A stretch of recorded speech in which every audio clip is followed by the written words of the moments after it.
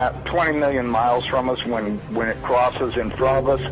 And then as soon as it flips us upside down, we're going to go into its debris field tail and be pelted with meteorites. And of course in the Bible it says they will talon 70 pounds. So if you've got 70-pound meteorites falling like hail, and I can guarantee you they will be falling like hail because there are that many in the tail of this thing. This thing has got a tail loaded with trash. I mean, it's incredible the amount of stuff that's in this thing's tail. And we're going to go right through that tail, and if it doesn't beat everything on the surface of the ground into a flat putty, I don't know what it'll take.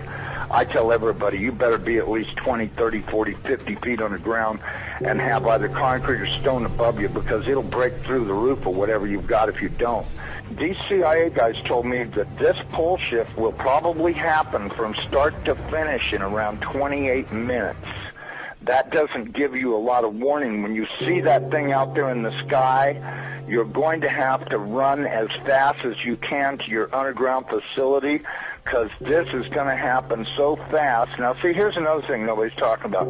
You've got this giant iron planet that they say is 47,000 miles across, getting ready to come up past us. And when it starts to approach us, it's going to start and have real serious effects. So is it a planet or a failed star? It's not a failed star. You know, I saw this thing up close. It did not look like a failed star. It looked just like our sun. Right. Okay. Would you call our sun a failed star? No. Okay. Well, you had said planet. I wasn't sure if it was like a failed star brown dwarf or a full sun. So it's a full sun? It looks to me like a miniature sun, just like the one we have. The only difference is our sun is giving off flames and stuff, and this one's doing the same thing as it, but it's giving off this red iron oxide cloud of dust around it. And until it got close, we couldn't even tell what was in there. We could see it was hot, and it looked like it was just a dull red when we were first able to discern it through the red cloud. But as it approached, it started to become more apparent that this thing is just orange hot. I mean, to tell how hot it is, I was told that they estimated between 5 and 10 million degrees, but, you know, I don't really know, if that's right or not. I mean, it's got to be pretty hot because it's sending all of this red iron oxide dust out into space around it. Right. And it's got this enormous, and I mean enormous, at least 50 or 100,000 miles on each side of it, this red dust cloud that goes all the way around it.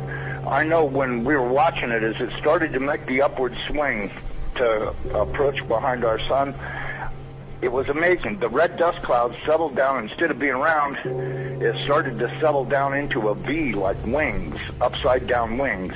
Right. And I thought, boy, I wonder if that's where the ancient Sumerians got the idea this thing had wings, because, you know, centrifugal force is a funny thing. When it comes back up around the planet, when we see it in the sky, my guess is it's going to look like it's got wings, because centrifugal force is going to be pulling the red iron oxide dust and particles out to one side, and then as it starts to climb out and go away from us, listen, I was told that this thing's magnetic field is going to be so strong, anybody that does not have a padded lead helmet to wear will have their brain gutted for everything they ever knew, and they'll be a complete raving moron after this thing passes.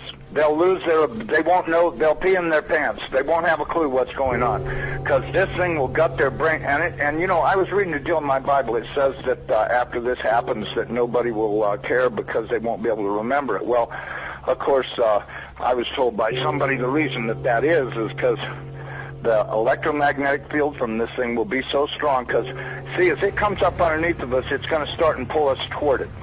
And then, just like a pair of big magnets, all of a sudden it's going to lock onto us. And when it does, it's going to be like the Jolly Green Giant hit the earth in the ass. It's going to send a jolt 500 to 1,000 foot high. This is what I'm told. 500 to 1,000 foot high shock waves all the way around planet Earth. They'll be so bad that in a lot of areas that don't have good solid soil, it'll fluff it so badly that you'll practically be like you're standing in quicksand. And that this thing's magnetic field will literally gut your brain of everything. And so you may want to give some thoughts to getting you some sheet lead, build you a little lead helmet to wear, like a little motorcycle helmet to protect your... It was a scientific storm in America all through the late 50s about this thing out there in space, because the astronomers were all watching it, and that was back when they weren't afraid to talk about it. It was in the science magazines. I mean, I had a subscription to, like, Popular Science, and hell, it was on the front cover of the magazine one day in, like, 1961.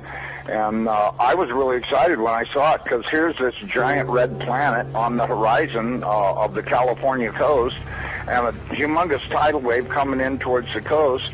And having grew up in the mountains of the Sierras, and this thing in the magazine, it said this tidal wave coming in was going to be at least 3 miles high. And I went in and showed it to everybody in the house, and they laughed, and they said, look, it says right here, there's nothing to worry about. It won't be here for another 50 years.